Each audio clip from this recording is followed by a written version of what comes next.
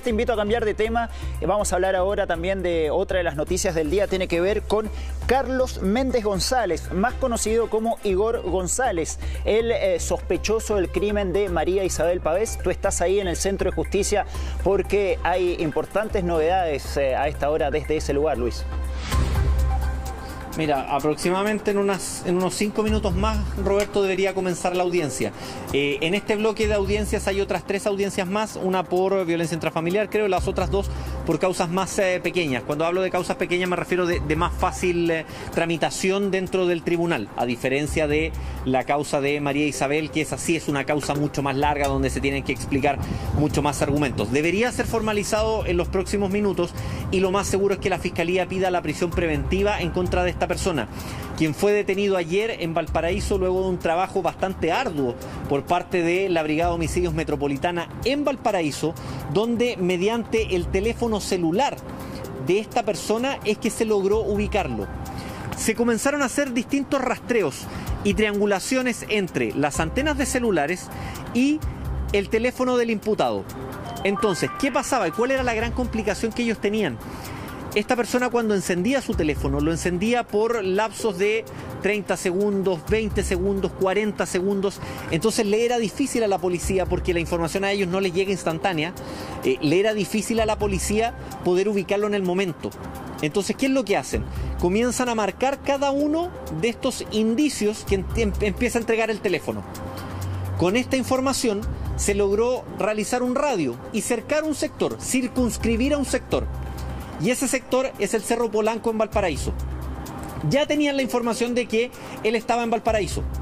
Y empiezan a circunscribir al Cerro Polanco, y una vez que ya tienen georreferenciado ese lugar, ubicado ese lugar, comienzan los empadronamientos.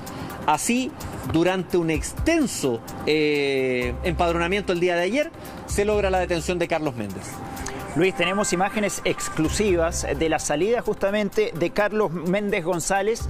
Tú también estabas en ese lugar, imágenes exclusivas de lo que fue la salida de Carlos Méndez González desde la Brigada de Homicidios al Centro de Justicia. Los invito a ver estas imágenes sin editar de lo que fue el traslado del principal sospechoso de la muerte de María Isabel Pavés. Ahí lo traen, yo creo que lo van a traer. Guillermo, háblame. Ahí está, ahí está. ¿Ahí viene? Está saliendo. Ahí está.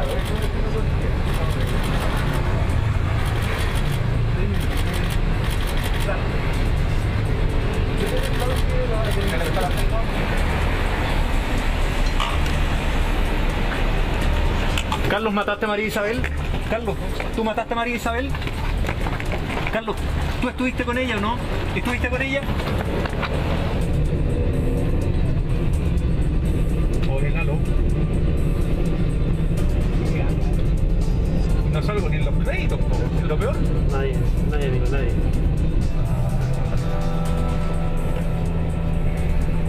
Esperémoslo en el... Avísame solamente si me puedo bajar por mi lado con tranquilidad.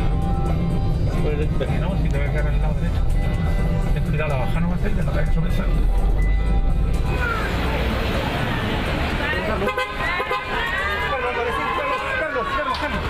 Carlos.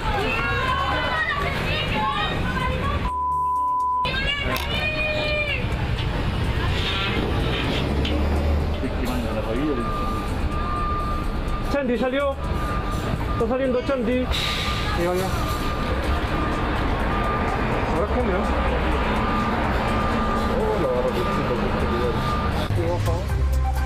Oye, Luis, ¿sabes que una vez me pasó que reporteando un caso policial me tocó preguntarle al sospechoso de un crimen si él había matado a tal persona? Prefiero no contar cuál fue ese caso.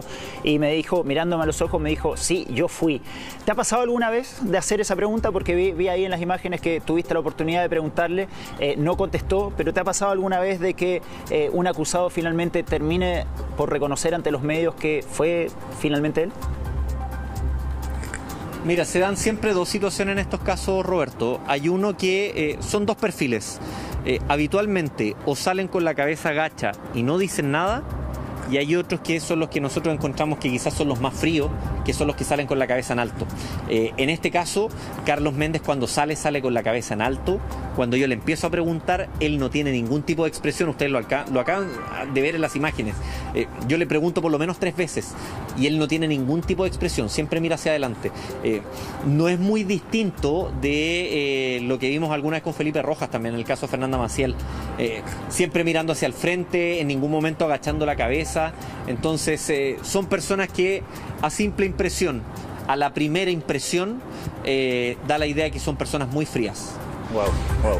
Bueno, vamos a preguntarle justamente sobre este tema a Cristian Garrido, perito criminalista ex PDI, y también se suma a la conversación Pablo Armijo, abogado de la Universidad de Chile. Muchas gracias a ambos por estar con nosotros y partir preguntándole a Cristian qué señal nos está dando en este caso Carlos González saliendo con la frente en alto en las imágenes que acabamos de ver. Buenas tardes, Roberto, buenas tardes a Luis y obviamente al abogado. Lo que podemos leer, ¿verdad?, de Carlos Humberto Méndez González, una persona totalmente fría, ya lo habíamos dicho, ¿verdad?, cómo habían sido sus audios, cuando habló con la madre, ¿verdad?, de María Isabel, el cual él con una frialdad dice que no la había visto. Entonces estamos frente a una persona totalmente fría, calculadora, que eludió la acción policial no solamente en Chile, sino que también en México, y es el comienzo, ¿verdad?, de justicia para María Isabel y Simón Roy, que también fue asesinada, digamos, por este acusado en México. Lo conversamos en la mañana y me gustaría hablar un poco del patrón de conducta que yo observo en él. Una persona calculadora, una persona que eligió a sus víctimas. Ellas dos eran muy parecidas, incluso en edad, ¿verdad? En sus gustos, eran las dos muy sociables, eran muy estudiosas, y él las fue sacando de su círculo, ¿verdad? Su círculo familiar, su círculo de amistades, para encerrarla en su burbuja de esta relación tortuosa, ¿verdad?, que tuvo con María Isabel y con Itze Monroy. Sí, le quiero preguntar ahora a Pablo Armijo, abogado. Pablo, ¿es un agravante de ahora en más cuando a Carlos Méndez González le toque enfrentar a la justicia chilena? ¿Es un agravante el hecho de que él ya haya cometido un delito de similares características en México? Buenas tardes, Roberto. Buenas tardes a todos los presentes. Sin duda alguna que hay que visualizar, no sabemos, yo no tengo claro, he tratado de escuchar en los medios de comunicación si él ya fue condenado en México. En el caso de no haber sido condenado, de estar en un proceso investigativo. Está prófugo, no fue condenado. No tendría, no sería un agravante aquí en Chile. Aquí la única agravante para los efectos de poder establecer una reincidencia se establece en la ley 20.000, la ley de droga, ¿ya? Pero sin perjuicio de aquello, el que él tenga un patrón de conducta, un delito, ya sea en investigación o en condena desde México, sin duda alguna que es una situación que la Fiscalía lo va a hacer ver, y que obviamente en la condena final, porque esta persona lo más seguro es que sea condenado, va a tener una condena por el delito de femicidio que parte en 15 años y un día y puede llegar a cadena perpetua calificada, en atención al modo o la forma en cómo ejecutó el delito por el cual está siendo formalizado en los próximos minutos, como nos señala Luis.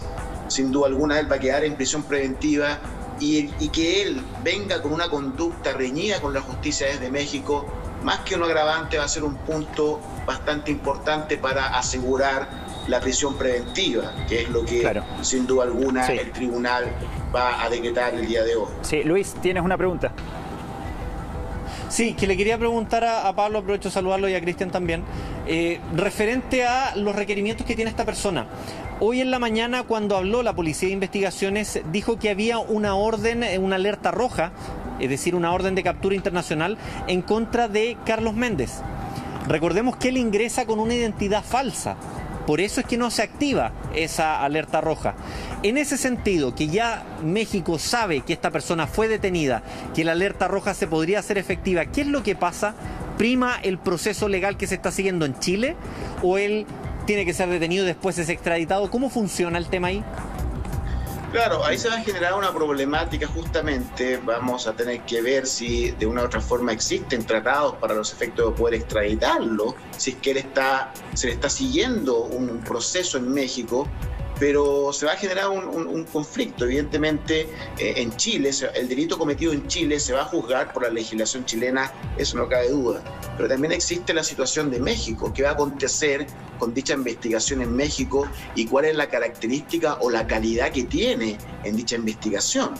No conozco el sistema procesal mexicano. Bueno, los sistemas procesales sudamericanos de un tiempo hasta ahora se han ido equiparando, son bastante similares, pero no conozco en qué situación pueda estar él respecto a esta situación. Pero sin duda alguna va a ser un tema en conflicto respecto a Pero sobre eso mismo, por ejemplo, ¿puede ser que esta persona, Carlos Méndez, llegue, por ejemplo, solo hasta la audiencia de preparación de juicio y se inicia el proceso en México y él sea extraditado? ¿O él tiene que pasar todo el proceso penal chileno, es decir, llegar hasta una eventual condena para que él pueda ser trasladado a México? Absolutamente, él va a tener que ser juzgado aquí en Chile, condenado aquí en Chile y eventualmente prima la situación chilena, la situación penal.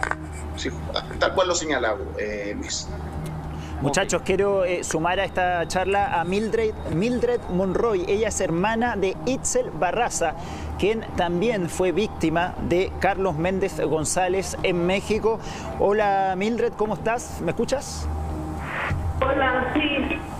Hola, tengo entendido que tú estás en la localidad de Aguascalientes, en México. ¿Cómo has tomado esta noticia de la detención de Carlos Méndez acá en Chile? Pues, híjole, fue muy emocionante escuchar tan gran noticia, aunque sí, muy impactante también. Sí. Bueno, vamos a volver a contactarte porque no se escucha muy bien y por supuesto queremos saber cuál es la voluntad ahora, qué quiere la familia justamente de Itzel Barraza, quien también fue víctima de Carlos Méndez González en México. ¿Qué quieren ellos? Si quieren que lo extraditen para cumplir condena en México o si quieren que el principal sospechoso por el crimen de María Isabel Pavés cumpla la pena acá en Chile. Cristian, ¿cómo pudo permanecer este sujeto tantos años en Chile? Recordemos que él tuvo una relación de 7 años con María Isabel Pavés. ¿Cómo pudo permanecer tantos años en Chile de forma ilegal? Porque él no tenía cuenta de banco, se movía de una forma bastante inusual. ¿Cómo pudo hacerlo?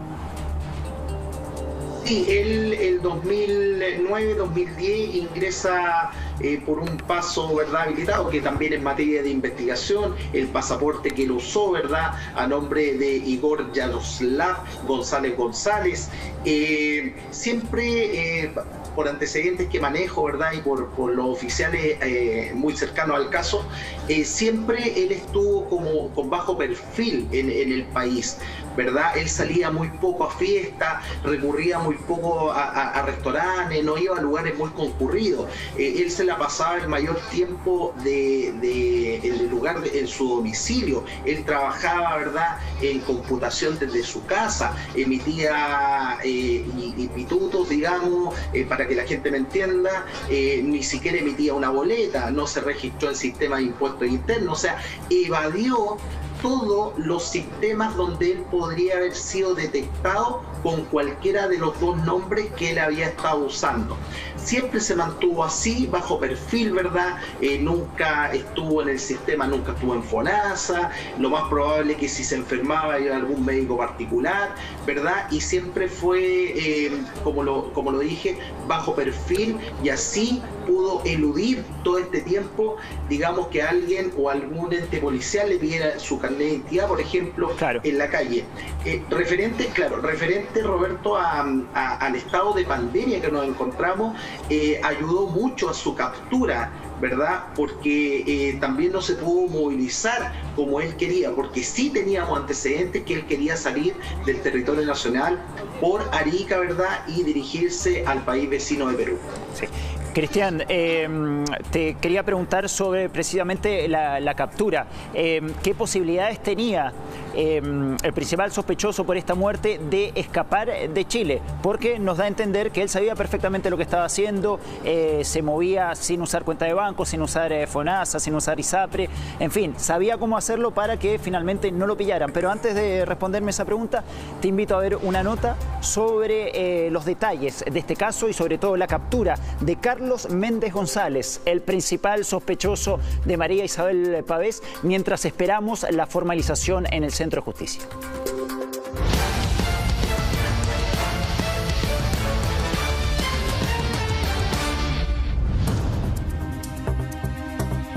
Carlos Humberto Méndez González, el único sospechoso y presunto autor del crimen de María Isabel Pavés, fue encontrado y detenido por la Policía de Investigaciones.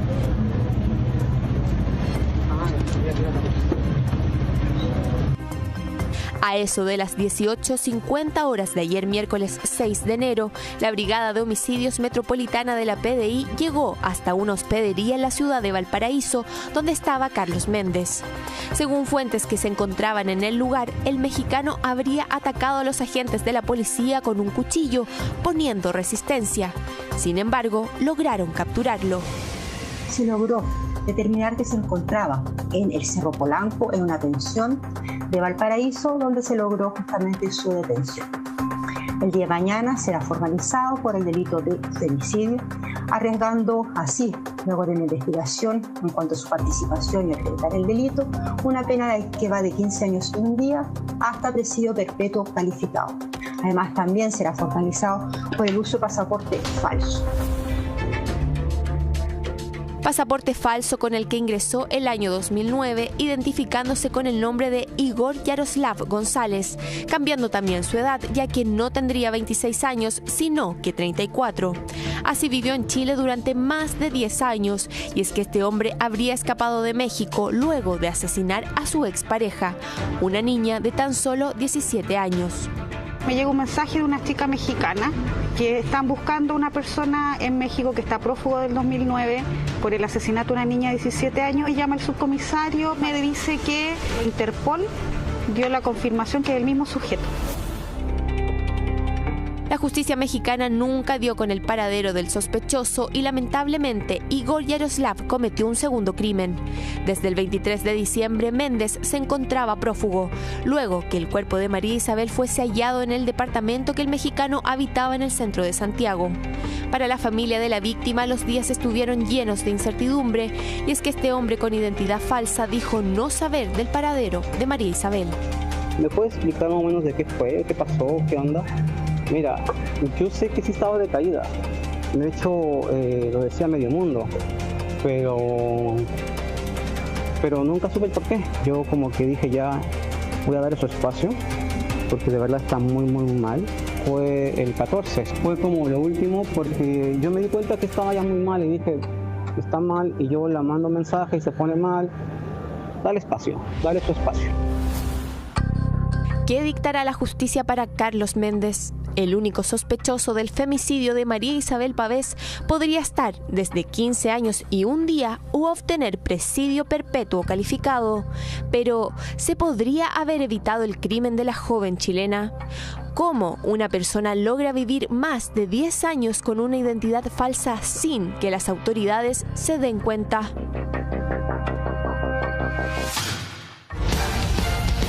Estamos presentando Contigo en Directo.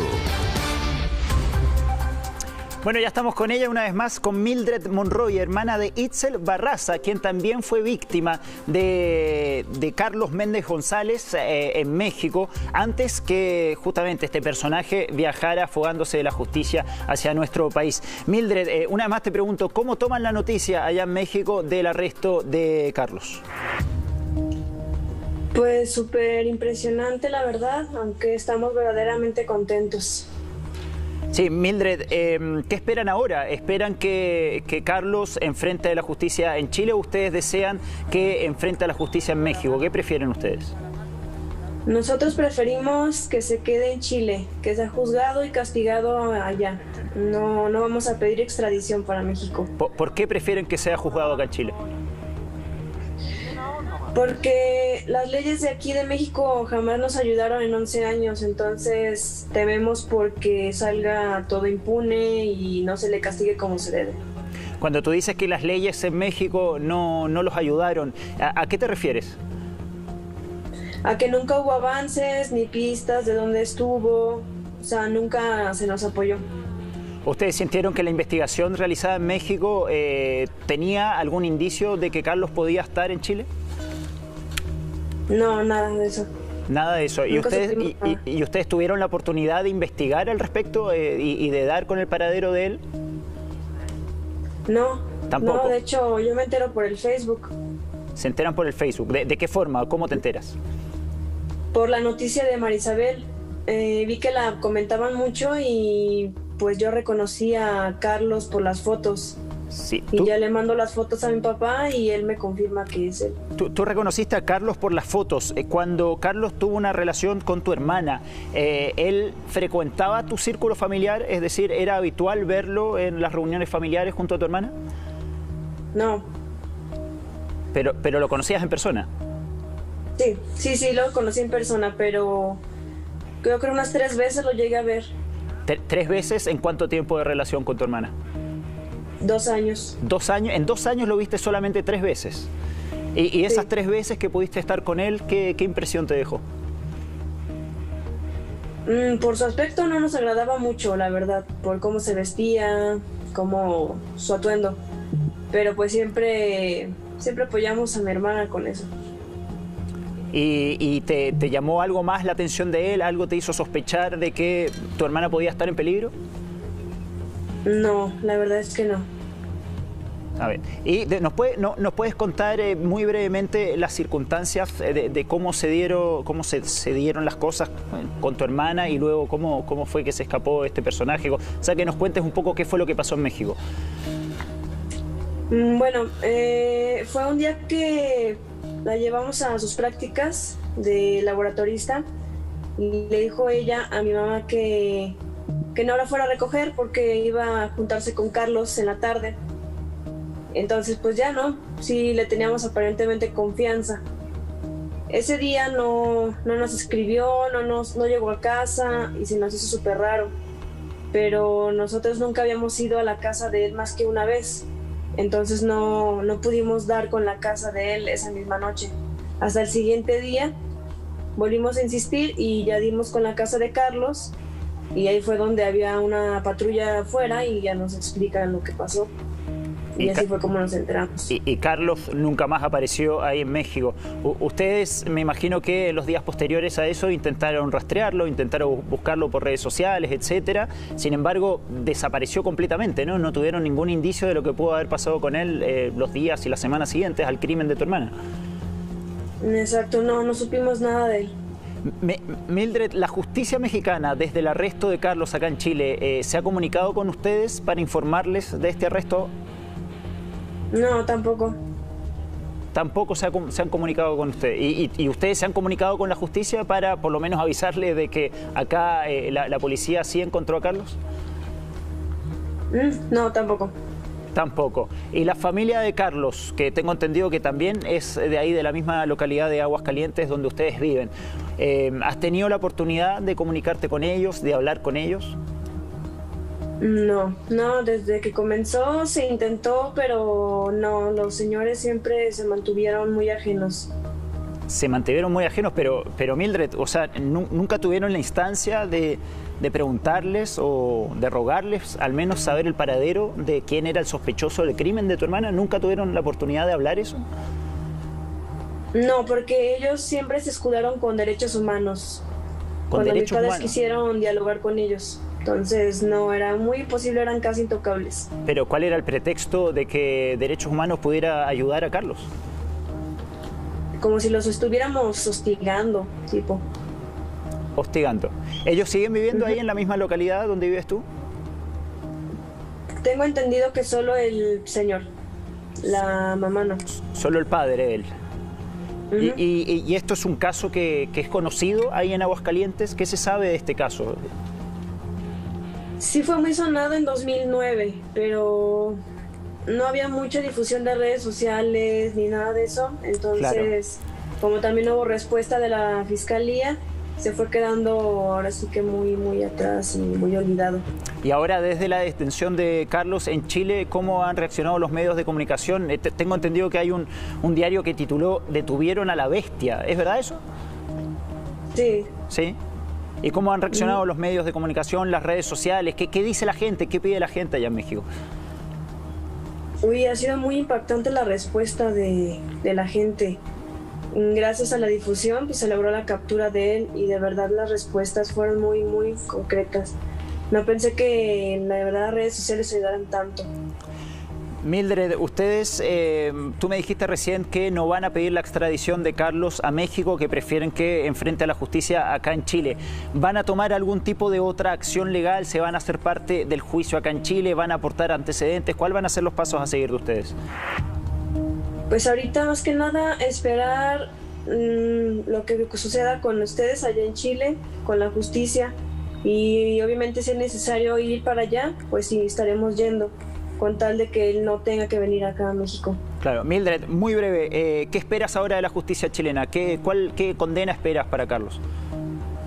Yo espero la cadena perpetua, sin duda. Cadena perpetua. Bueno, Mildred, muchísimas gracias por recibirnos. Sabemos que han sido horas importantes para ustedes también, porque ya desde hace más de 10 años están también buscando justicia por el crimen de tu hermana. Y esta vez todo indica que podría haber algún avance al respecto desde Chile. Gracias, Mildred. Y ya estamos de vuelta en Contigo en Directo. En cualquier minuto empieza la formalización de cargos contra Carlos Méndez González, el principal sospechoso por el crimen de María Isabel Pavés.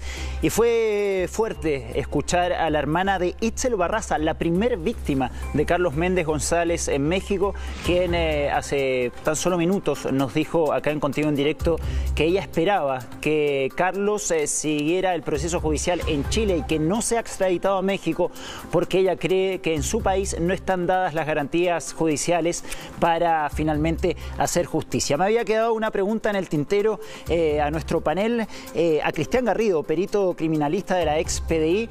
Cristian, te había preguntado qué posibilidades tenía Carlos de fugarse definitivamente de Chile, porque dábamos cuenta de que este hombre ya sabía cómo moverse para permanecer en la ilegalidad, en la clandestinidad, y también el mismo Luis Ugalde daba cuenta de que también sabía cómo moverse para que no lo pille la policía. Al final lo pillaron, pero él hacía llamadas muy cortitas para que no lo pudieran rastrear por el celular, en fin, sabía cómo operar al respecto. ¿Tenía posibilidades de fugarse de Chile?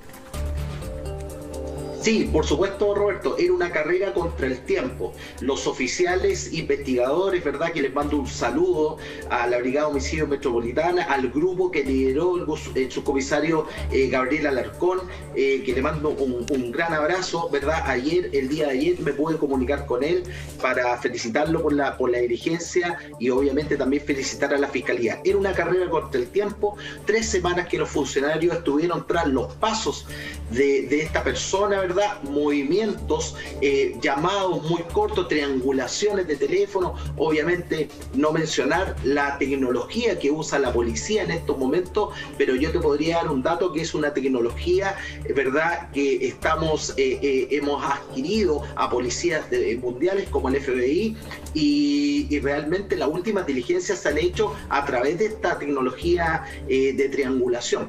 Te repito, era una carrera contra el tiempo. Sabíamos que él se había movilizado, ¿verdad?, hacia la ciudad de Valparaíso hace una semana atrás, alrededor, y que se encontraba por este sector, que había preguntado en varias residenciales de la zona y en algunos lugares no le habían querido arrendar habitación, pero no lo habían reconocido, y empezó a circular su fotografía en redes sociales y la policía, cada uno de estos datos, ¿verdad?, lo fue analizando, obviamente también entre medio, claro, información falsa, pero ayudó mucho también la información que entregó la ciudadanía. Sí, de hecho un colega tuyo, Cristian, dijo hace días atrás acá en este programa, Sergio Torres, dijo que era inminente la captura de Carlos Méndez González acá en Chile. Roberto. Le quiero preguntar, sí, Luis, dime.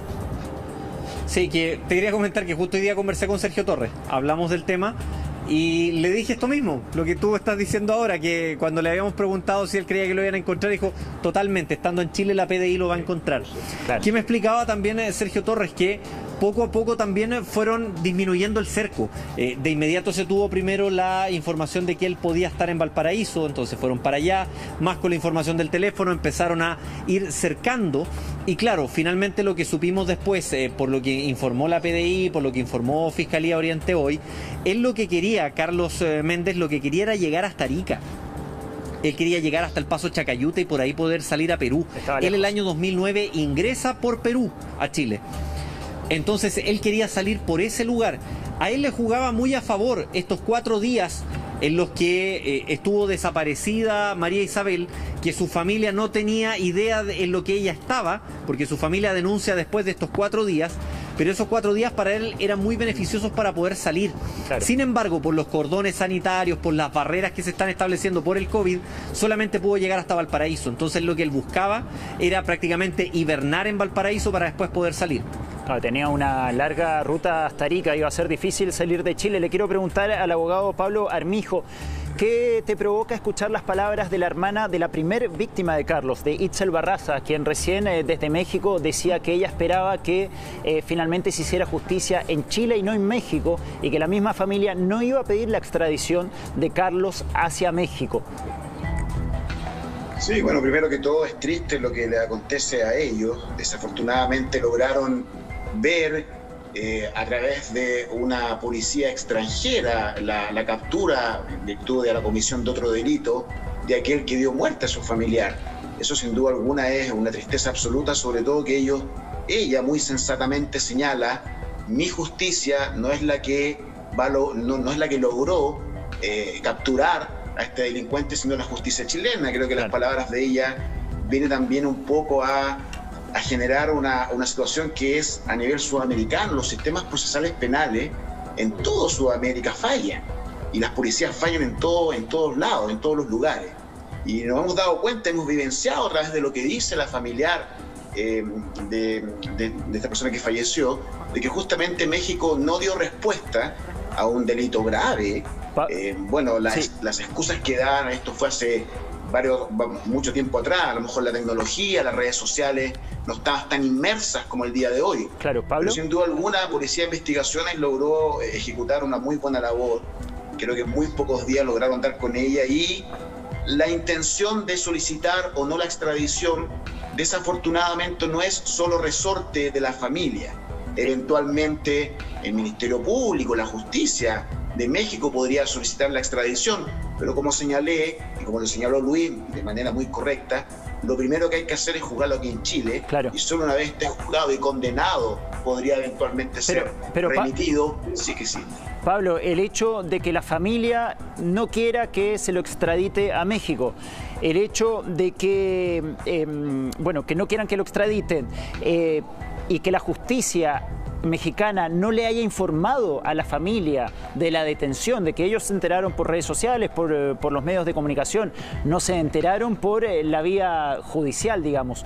Todos esos indicios, ¿te parece que indicarían que la justicia mexicana finalmente no va a pedir la extradición?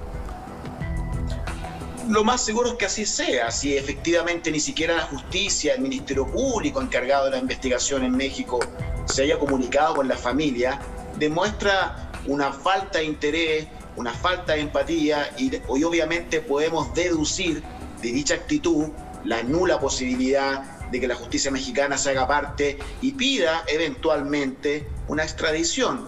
Creo que aquí en Chile, si el juicio se lleva de buena manera y existen todas las pruebas necesarias, que creo que ya existen, salvo que aconteciera algo demasiado extraño para que esta persona no fuera condenada, cuestión que no lo creo, este ciudadano mexicano mínimo va a estar un gran periodo de tiempo privado de libertad, si es que no está de manera perpetua, entendiendo que la perpetuidad en nuestra judicatura es hasta los 40 años, momento en que podría él eventualmente, si aún tiene vida, solicitar algún beneficio intrapenitenciario. Claro. Pero la realidad es que, como actuó la Policía de Investigaciones, que me uno a las palabras del exfuncionario de la PDI que efectivamente actuó de manera profesional, como nos gustaría que actuara en todos los casos. La realidad es que no solo en aquellos casos que se logran publicitar, son aquellos casos que existen. Hay una infinidad de casos en donde efectivamente requerimos que las policías actúen tan profesionalmente como lo hicieron en este caso. Bueno, darle las gracias al abogado Pablo Armijo y al perito criminalista Cristian Garrido por acompañarnos y aportarnos un poquito de lucidez sobre este caso, sobre la detención de Carlos Méndez acá en Chile. También agradecerte a ti, Luis, por estar con nosotros.